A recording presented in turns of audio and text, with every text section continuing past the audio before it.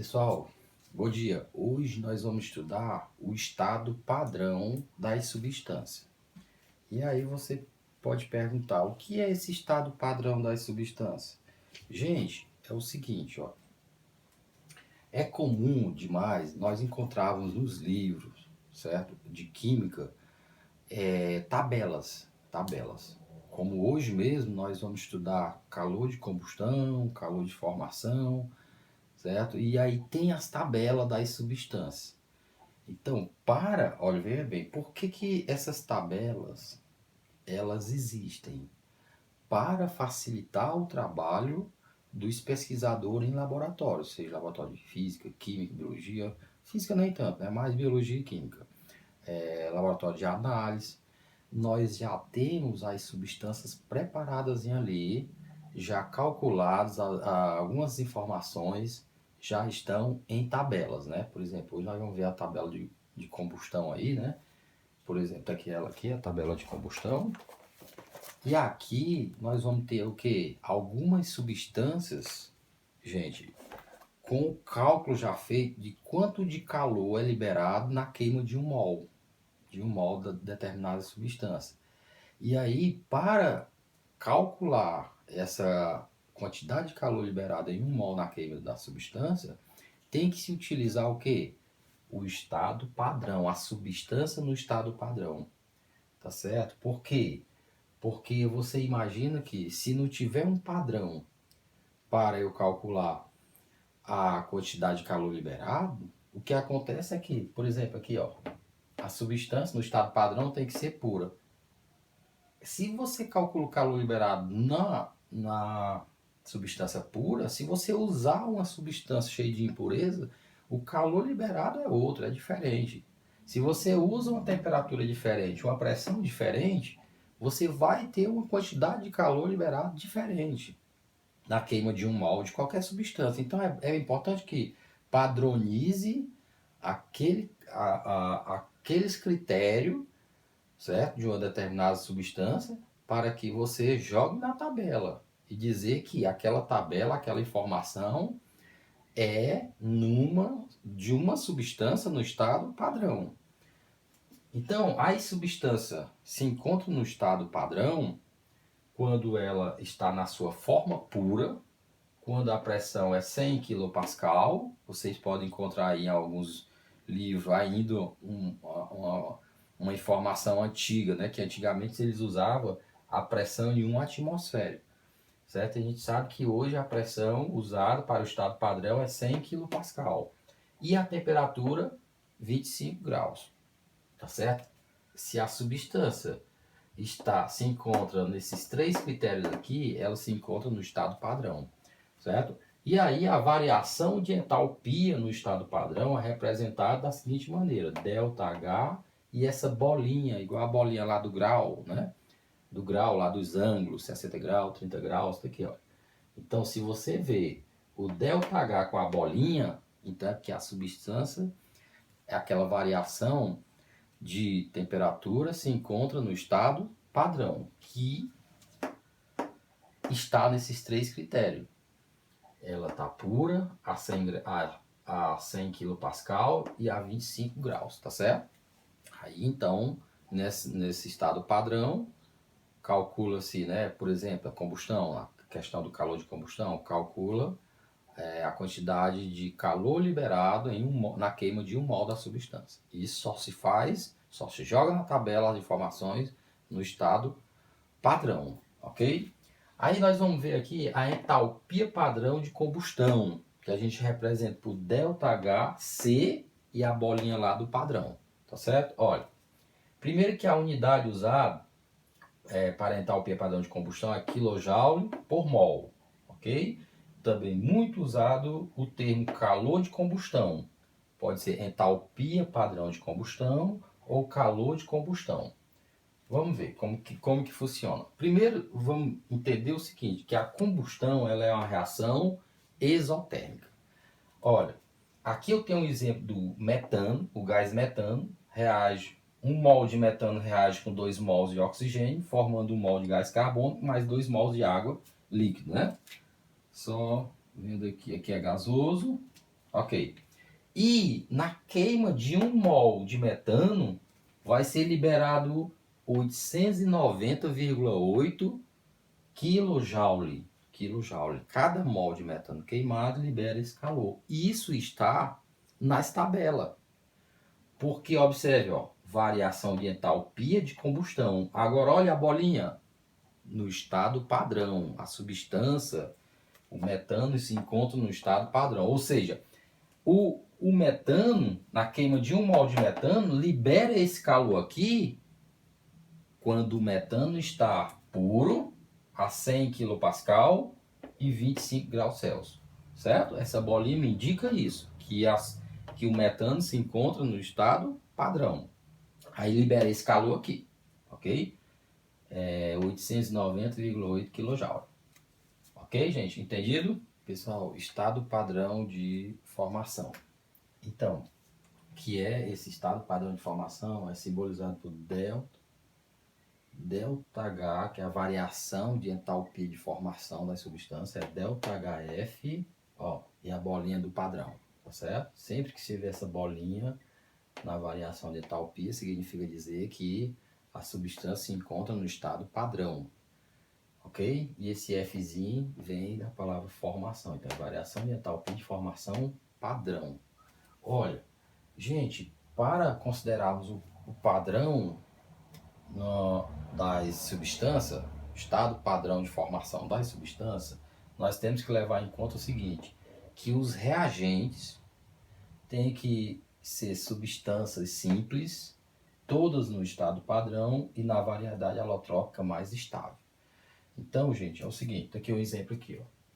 Aqui você tem a reação, aqui dois reagentes reagindo, no caso aqui é o eteno reagindo com o gás hidrogênio, e aí formando o etano gasoso, tá certo? E aí essa atividadezinha pede para você calcular o ΔH aqui da formação de 1 mol,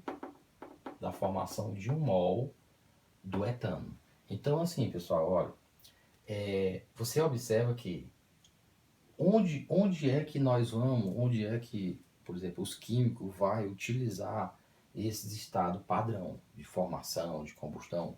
No caso aqui é o seguinte, tá aqui a tabelazinha, olha, que é a tabela, uma tabelazinha de algumas substâncias no estado padrão, certo? Como ela foi formada, né? E ela foi formada, aqui nós temos o calor envolvido, né? Na formação dela, no estado padrão, que é com esses critérios aqui, ó. Substância simples, tem que ser substância simples, olha. Todas no estado padrão e na variedade alotrópica mais estável. Então, pessoal, é o seguinte, olha, tá aqui a reação e ele pede para calcular o ΔH padrão dessa reação aqui, na formação de 1 mol de etano. O que acontece, gente, que se você observar, ó, todas são substâncias simples aqui, ó, reagindo, ó.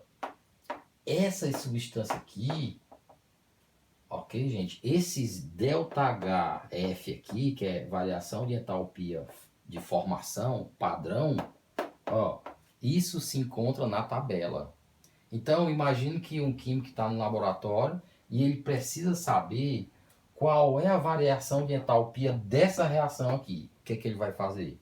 Ele vai até a tabela de formação das substâncias e ele encontra o quê?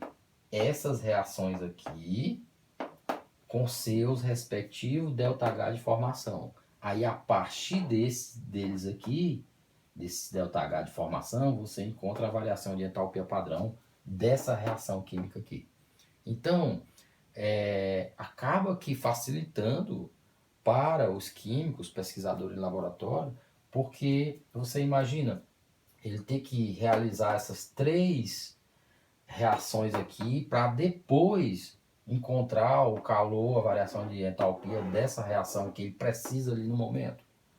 Aí ele recorre à tabela. Então, acaba que facilitando o trabalho deles. E se você observar, aqui é a utilização da lei de Hess. Você tem 3 equações aqui que dessas três, cada uma delas tem os seus valores de ΔH, delas nós podemos chegar no ΔH dessa reação aqui, ó, que a gente chama de global, né? Lá na lei de Hess, ok? E se você observar, é possível sim, olha.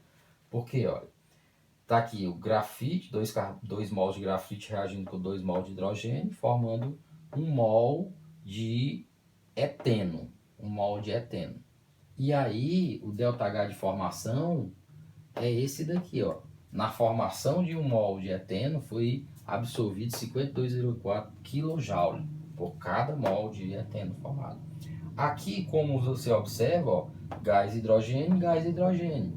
O ΔH de formação é zero. Sempre que for iguais assim, ó, e no mesmo estado físico, o ΔH é igual a zero, ΔHF. Aqui, 2 mols de grafite reage com 3 mols de hidrogênio, formando o etano. Aí, nessa formação aqui de 1 mol de etano, ocorreu a liberação de 84 kJ por cada mol de etano formado. Vamos utilizar aqui a lei de Hess. Olha. Observe, ó. Eu tenho que chegar dessas três, chegar nessa daqui, ó. Então, aqui eu posso, gente, tirar a do meio, porque o ΔH é zero, não vai influenciar em nada. Já respondendo aqui. E vamos para a global. O etano está no produto. Aqui ele está no produto. Opa, então tem que ficar assim mesmo. Ok, aqui. Já aqui você observa que o eteno, o C2H4, está no produto. E aqui, na global, né, que eu considero aqui como a global, reação global, o eteno C2H4 está no reagente. Aqui está no produto, aqui está no reagente. Então, o que é que eu tenho que fazer? Inverter. Eu vou inverter essa equação aqui. Ó. Quando eu inverter ela, o que é produto passa a ser reagente, o que é reagente passa a ser produto, aí eu troco o sinalzinho aqui. Depois eu somo os dois ΔH e aí é a minha resposta. Eu vou ter a minha resposta. Pessoal, então vamos logo fazer a inversão aqui dessa equação aqui, né? Como a gente pode perceber que tem que fazer a inversão para que o C2H4 passe a ser o reagente aqui, para na hora da soma ficar igual a global. Fazendo a inversão, eu vou ter o seguinte, que C2H4, que era produto, agora é reagente, formando 2 carbono grafite, mais, só ajeitar aqui, espere, mais 2 mols de H2 gasoso, ok? Se eu troquei aqui, né, inverti a equação, eu troco o sinal aqui, certo? O que você faz na equação, você tem que fazer também no ΔH. Se eu invertir a equação, eu tenho que inverter o sinal do ΔH. Agora observe, vamos fazer a soma.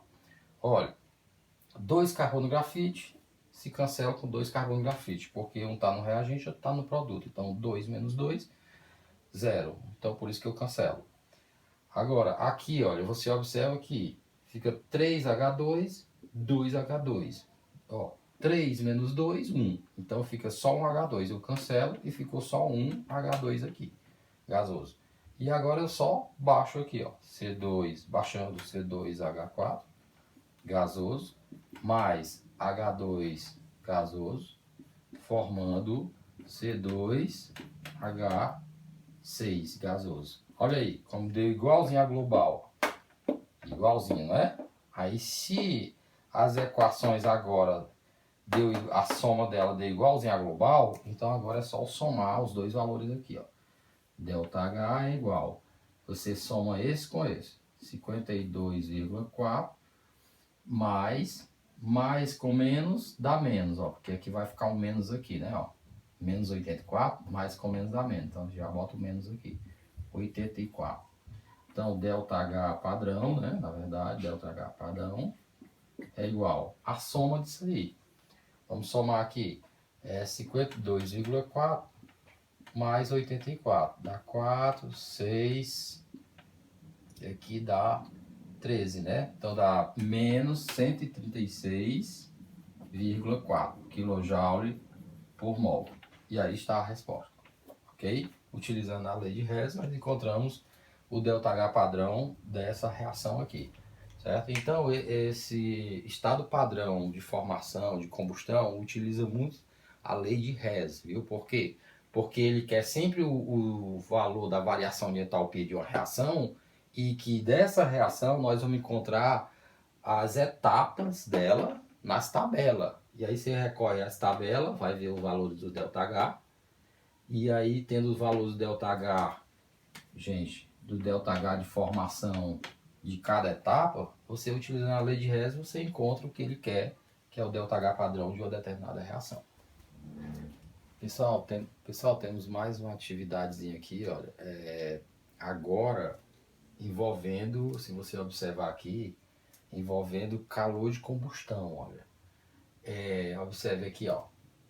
ΔH de combustão, ΔH padrão de combustão, ó, de cada uma, de cada equação. Ó, ΔHC é de combustão, certo? E a bolinha nós sabemos que é padrão, né? Ou seja, ΔH padrão de combustão. Aí o que acontece? Ele quer saber o valor do ΔH padrão dessa reação aqui, olha. Que é o eteno reagindo com hidrogênio, né? Que aqui é uma reação de hidrogenação. Isso a gente estuda esse tipo de reação lá na química orgânica. Aqui ocorre uma hidrogenação que vai formar o etano, ok?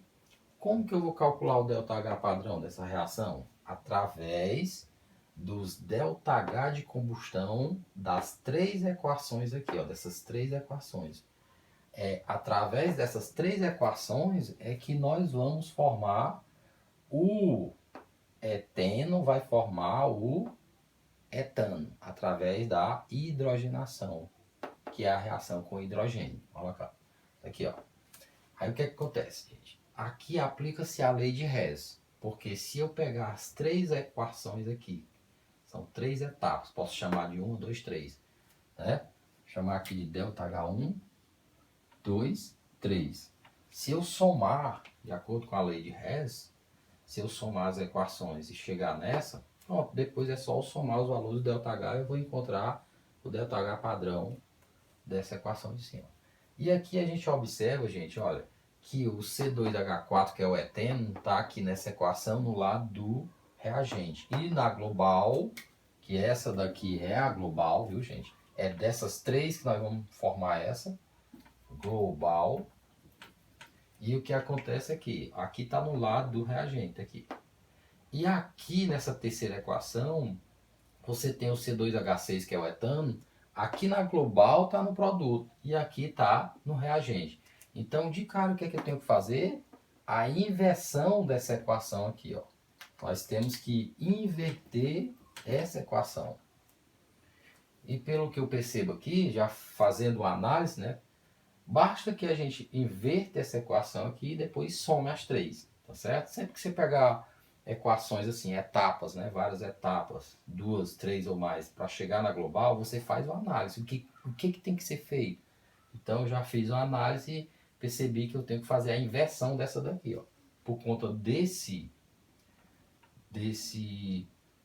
o etano, lá na global ele está no produto. Aqui ele está no reagente. Então, eu tenho que pegar ele e levar lá para o produto. E é isso que eu vou fazer. Ok. Pronto. Então, vamos lá. Desculpa, eu acho que eu repeti aqui, mas eu posso consertar. Ó, aqui é o ΔH 3. Pronto, aqui. Ok, acertei. Tinha repetido o ΔH. Então, vamos fazer a inversão, né? Aqui nós tínhamos o C2H6 como reagente gasoso, mais 7 sobre 2 de oxigênio gasoso. E aqui nós tínhamos gás carbônico, mais 2 gás carbônico, mais 3 mols de água, estado líquido, aqui gasoso. Pronto, fiz a inversão. Aí o que é que eu faço aqui com o sinal? Troco o sinal. Se era negativo, agora passa a ser positivo. Pronto. Agora nós vamos somar aqui, ó. Somar. Tá certo? Vamos ver o que é que eu posso cancelar aqui, não é? 3 água. Aqui eu vou ter, olha lá, ó. Aqui eu tenho 3 mols de água, não é? 3 mols de água. E se você observar, ó, um aqui com 2 daqui, 3. Então eu posso cancelar, ó, essas duas aqui, ok? Aqui se você observar, ó, 3 mais 1/2 dá 3,5. Aqui, ó, 7 sobre 2 dá 3,5. Então eu posso cancelar isso, ó. 3,5 daqui com 3,5 daqui, o oxigênio é cancelado, ok? Então a gente observa que agora só precisa ver o gás carbônico aqui, ó. 2 mols, 2 mols, cancela. E agora vamos fazer a soma. C2H4 mais H2, isso tudo no estado gasoso, formando o quê? C2H6. E aí se você observar, ó, deu igualzinho a global. Então é só somar isso daqui, ó. Esse ΔH aqui é a soma disso aqui.